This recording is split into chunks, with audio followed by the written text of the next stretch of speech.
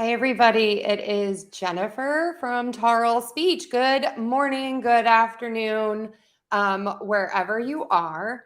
Sorry, let me get my lighting a little bit better here. Okay. I hope you all had an amazing weekend. All right. I'm just checking to make sure we are live here. So if you are here and you can see me and hear me, can you drop a little something in the chat, please? I would appreciate it. I don't know if you've been following me for a while. One week I started class and I wasn't live. So that's kind of what I'm trying to avoid today. All right. I'm checking here. While we are getting into this, oh, yes, everyone can see me good. I think there's a slight delay. Thank you, everyone. All right. So, what we're going to do today is we are going to continue kind of the lesson that we had from last week, talking about stress exceptions. And those stress exceptions are going to change how you say certain words. So knowing these is really helpful, especially if your native language does not have the same stress rules as English does. So in English, we are a stressed timed language, meaning that our syllables get different emphasis based on the stress pattern. So our syllables will be louder, longer, and higher and stressed, shorter, softer, and lower for unstressed. And we also have just like this set amount of time to say a word. And so when you have that one specific amount of time to say a word, as the words get longer and you add more syllables, everything sort of has to smush in and it has to be pronounced a lot faster. So this is going to give us that rhythm and the different pattern in English. My example is always the word happy. When I have the word happy, I have this amount of time to say happy. When I add the ly suffix, I still only have this amount of time. So everything needs to kind of get shorter, happily. If I add an un and a ly, a prefix and a suffix, still have to get everything a little bit quicker, unhappily. That's why some of my students say English sounds so fast some of the time, or some of the time it sounds mumbled. And that's why. It's because we need to smush everything into a set amount of time. Another example would be if I say the word Kent, which is the name of a place. And then if I add Ohio, that is another set amount of time that I have. But if I'm saying Kent, Ohio as a location, everything must smush together, and this is the same amount of time. So I go from saying one syllable to Kent, Ohio, 4, all in that really fast amount of time, that specific amount of time. So last week we talked about the suffix ity, which is really difficult for a lot of my students. And a lot of the reason why it's difficult is because the stress shifts when you add this ity suffix. Typically, when we have a word, the syllable stress remains the same no matter what prefix or what suffix we add to that word. However, with the ity, which we are going to pronounce as a D, we are going to shift that syllable stress right before that ity. Okay? Same thing that we are going to do today with the suffix that we're talking about. So we are going to talk about when you add the suffix ity to a word. But in this case, when we have that bil before it and we say ability, ability. So we're actually going to, let me come over here. This is the word pattern that we are going to see. This IBILITY or ABILITY. So it's the able and the ITY suffix when we add that to a word. So we do know from last week that when we have this ITY suffix, we pronounce it as a D. And the stress is going to become right before the a D.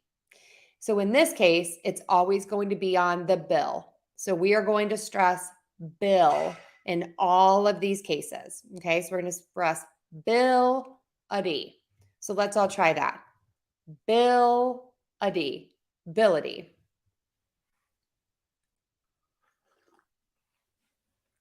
All right. So the way that we are going to practice, this is similar to what we've done in other weeks, is I'm going to read all the words and I just want you to listen. Then I'm going to say each word and you repeat after me. And then I'm going to read a group of words together, say maybe 5 or 6 words, and then you repeat those words.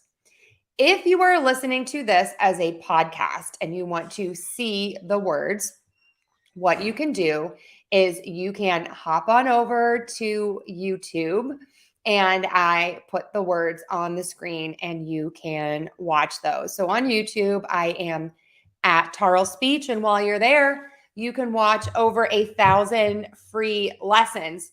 Also, if you follow me, you know that I'm celebrating 18 years in business. Super exciting. All thanks to all of you kind people who support me. I don't really make any videos to be clickbait. I just make videos to be helpful and to push lessons out there to be helpful. And I have products that I try to keep as inexpensive as possible. And I have nice, cheap classes on Udemy as well. My one-on-one classes are bespoke. They are made just specifically to meet the person's needs. So those are a little more expensive. This month on YouTube, I have many, many lessons. I am posting lessons every Tuesday for my homophones, every Friday for a question of the week, and I have a special mini series on embarrassing mistakes on Sundays, and a couple other days during the week on Wednesdays and Saturdays. I am posting some sound studies, just trying to get caught up on a lot of requests. So those are patterns of words that people have requested that I do separate videos for. So I hope you're enjoying all of those. And if you have any ideas or requests for me, please let me know. Okay, so let's get back into our practicing here. All right. So I want you all to just listen to these words and just think about the word stress. So we have possibility, liability, compatibility. So I'm overstressing those just so you can hear it. But let's do them just at a normal rate. Possibility, liability, compatibility, maneuverability, approachability, vulnerability, feasibility, volatility, capability, visibility. Okay. Dave, I see that you just popped in with the Schwa section deal with. Oh my gosh. Sorry, everyone. I should have talked about that a little bit more. Thank you so much, Dave. Okay. So the schwa in this case is the sound. So a schwa is an unstressed sound that is very relaxed. I teach it as the short U, the sound that you hear in a D, and that combination, a D. We also have the schwa in my name, Jennifer, It's that in the middle. So my name is not Jennifer, it's Jenna. Jennifer. So Jennifer, happily, and ability. That sound that you're hearing in there, that's super short, super quick, that is the schwa. In English, we use this schwa sound so much. We use it all of the time, especially when words get longer and longer. As words get longer, there is greater chance that you are going to have a schwa sound in that word, being that is because we know we have a set amount of time to say a word. So in order to fit everything into that set amount of time, we need to say a super short, super quick sound. Little caveat here. Sometimes different regional speaking variations, some people will say like in pit or sit, or they will say as in get or set. Those are relaxed vowels and can be used as that schwa, that sound, when they are unstressed and pronounced in a very relaxed manner and very quickly. Okay, so that's the schwa. So we use the schwa in the adi, and then we are also going to use the schwa in that able, ible suffix. When we add that, it's a bull.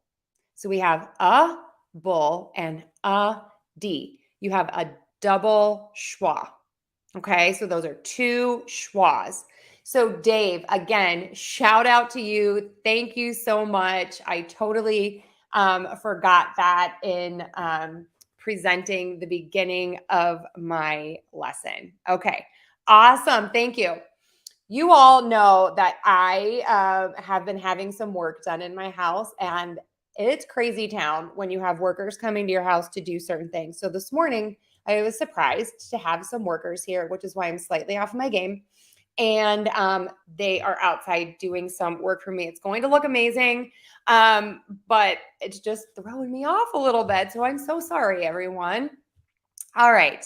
So let's practice that schwa and our stress exception suffix. So again, schwa is a short, quick or an or an I.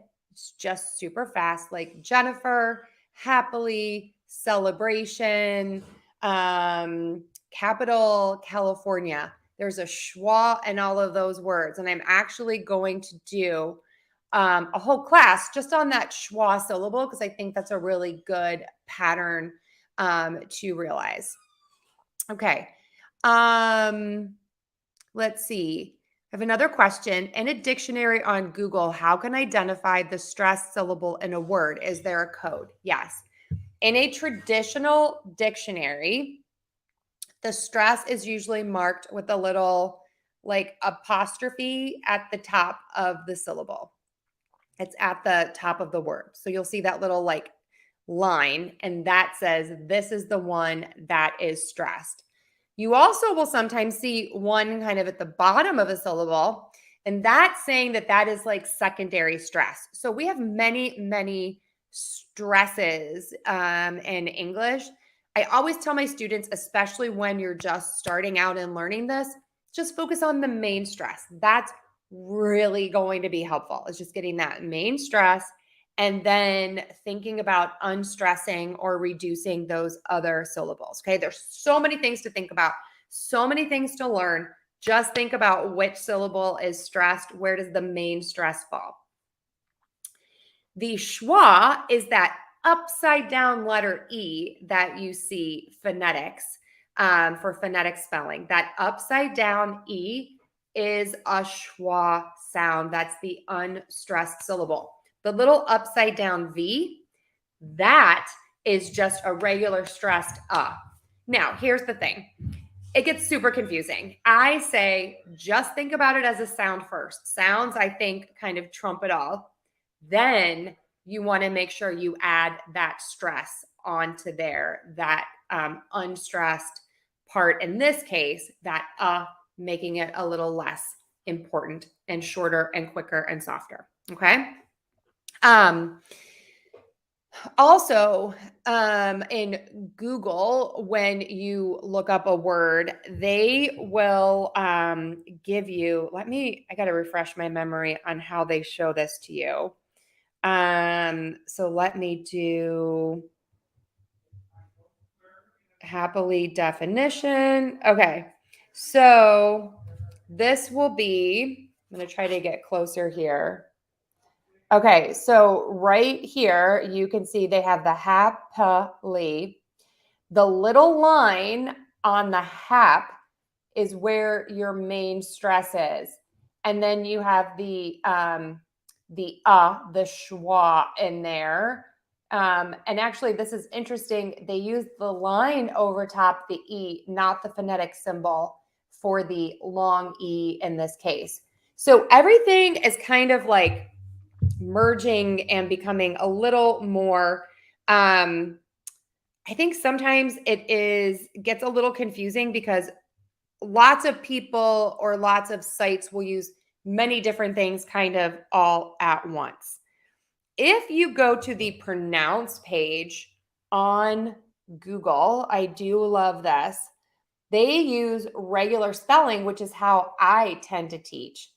And they use that short U, they spell it UH, which oftentimes you will see used when kids are learning how to read in America. So we have here happily, and they're using a double E. So again, it gets slightly confusing, but I do, because everyone kind of has their own way of doing it. Again, I tend to follow this more Google way. I think this makes sense to a lot of people. That being said, I will change how I spell words based on the person's native language because certain people hear things a different way based on the sound system that you have in your brain from your native language. So I hope that makes sense. If you have a trusted colleague at work and if you can ask someone to write it for you phonetically or to write it for you how it should be spelled, not how it is spelled, a lot of times that is super duper helpful. Okay. So let's get back to these words and I'll take more questions at the end. Okay. So just listen to these words. We have possibility, liability, compatibility, maneuverability, approachability, vulnerability, feasibility, volatility, capability, visibility. All right. So when you are all ready, let's repeat after me. Possibility, liability, compatibility, maneuverability, approachability, vulnerability, feasibility, volatility, compatibility, visibility. Okay. Now let's try this again. Possibility, liability, compatibility, maneuverability, approachability, vulnerability, feasibility, volatility, compatibility, visibility. Okay, now let's do 3 at a time. Possibility, liability, compatibility, maneuverability, approachability, vulnerability, feasibility, volatility, capability, visibility. Okay. One last time, I'll do it all the way through. Possibility, liability, compatibility, maneuverability, approachability, vulnerability, feasibility, volatility, capability, visibility.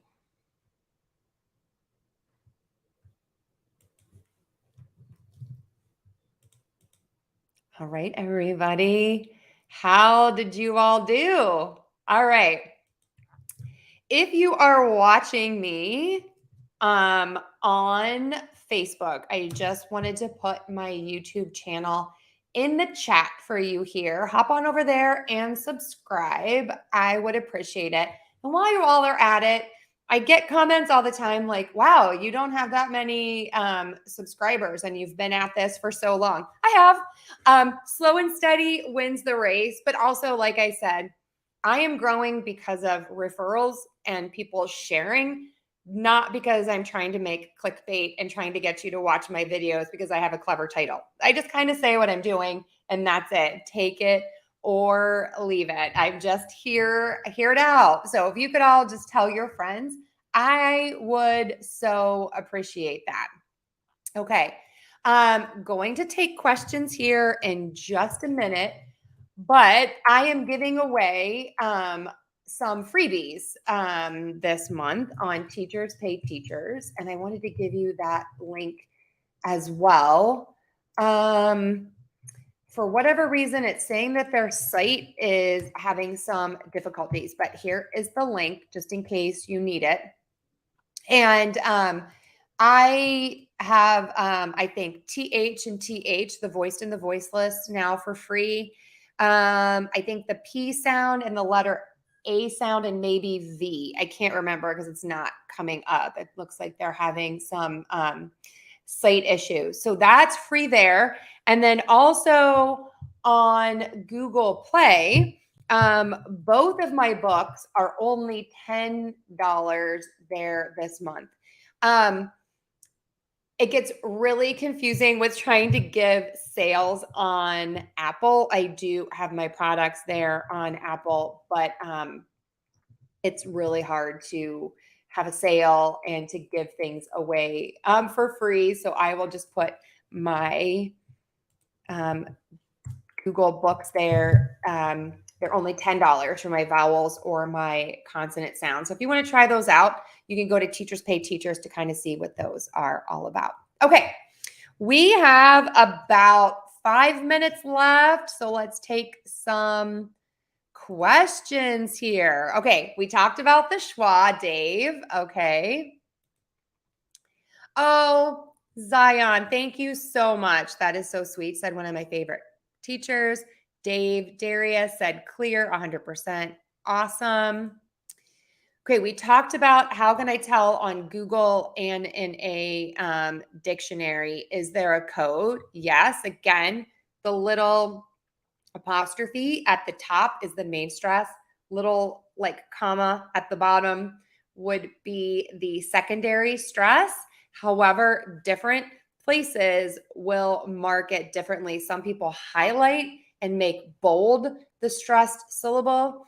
One of my students gave me a really great tip.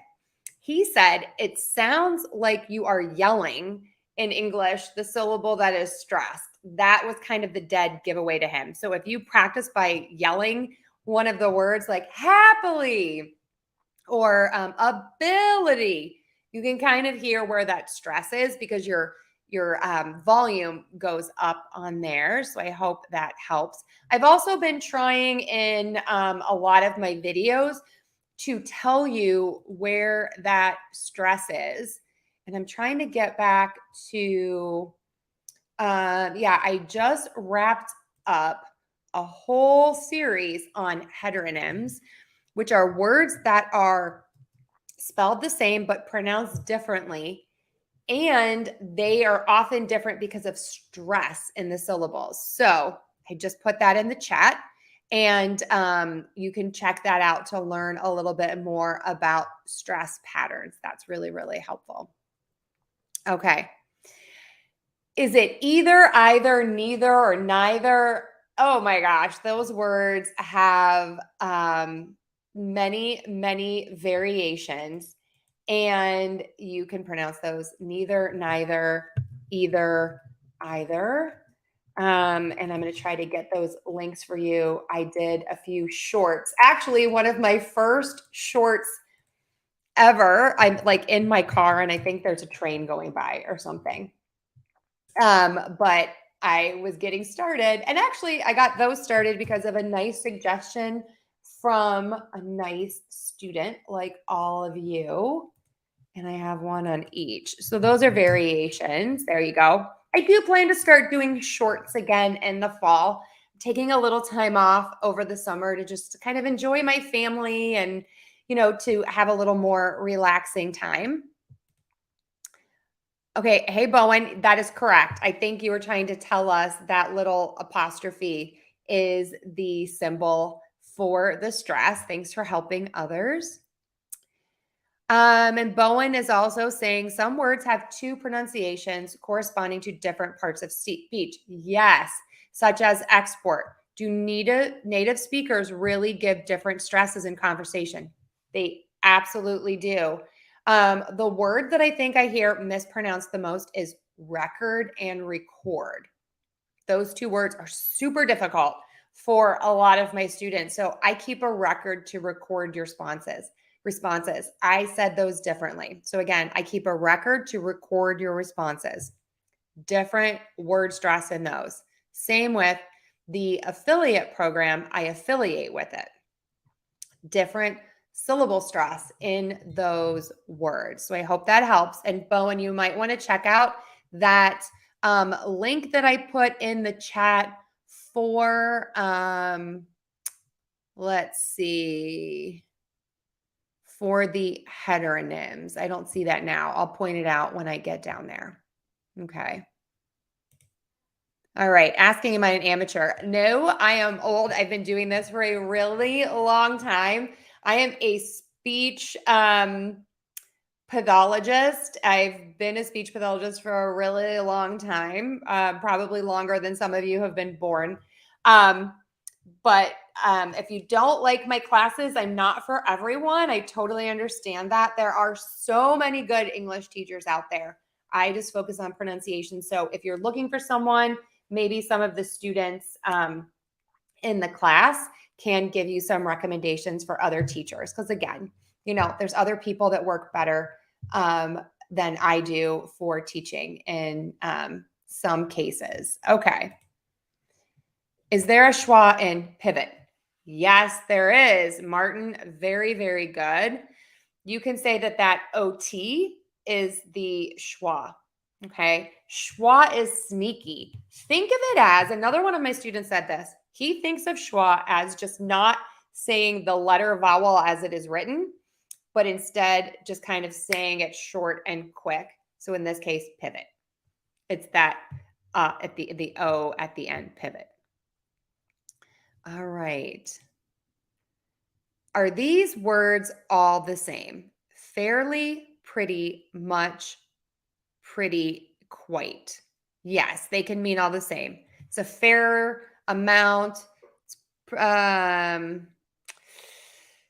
Yes, there are slight nuances, but yes, they can mean the same thing. Okay. Oh, thank you so much. I'm glad that you find these helpful and you are welcome. And smooches back. I love a good emoji. Thank you. These live sessions are great. One of my top 3 channels. Thank you so much. I'm honored that you say that because there are some amazing teachers out there and some amazing channels. Okay. You'd like to see a video on the flapped T sometime in the future. That's really tough as a non-native speaker still struggling. All right, here's my tip for the flap T. Think about it as a D and just say that D really fast. That's all. Just say it super fast. So better. Bed, bed, bed, bed, bed, better, better, better. Okay. I do have a very fun tongue twister. Let me see if I can find it. And you can listen to me pronounce that flap T a lot because it's in here. I do try to my videos.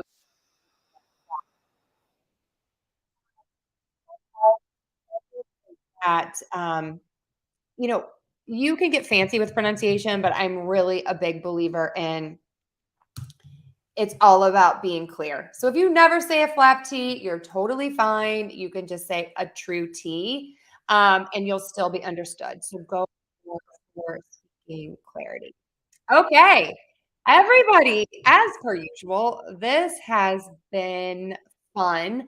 Thank you for being here. I will be posting this as a podcast a little bit later in the day.